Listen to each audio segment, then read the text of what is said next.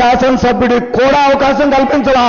స్థానికంగా ఉన్నటువంటి నాయకులు గొడవ చేస్తే తప్ప ఆయనకే స్థానం కల్పించలేదు. ఇక మాకెందుకు కల్పిస్తాడు ఆయన? అంత చిత్తశుద్ధి ఉన్న చంద్రబాబు నాయుడు అనే వ్యక్తికి ఈ రాజధాని విషయంలో. అంతేకాదు అటు కాదు మాట్లాడేదిగా. ఇప్పుడు ఆయన మాట్లాడిన ప్రతి మాట కూడా 33,000 ఎకరాలు స్వచ్ఛందంగా ఇచ్చారని అన్నారు. ఏ ఒక్క రైతు కూడా స్వచ్ఛందంగా ఇచ్చిన దాఖలాలు లేవు. భయపెట్టి బెదిరించి మంత్రులందరూ కూడా రేత్రింబగళ్ళు ఇళ్లలో దొంగల్లాగా కాపలాలు కాచి భూములు లాక్కున్నారు. రైతు కూలీలు, కౌలు రైతులు ఈ రోజు కన్నీళ్లు పెడతా ఉన్నారండి.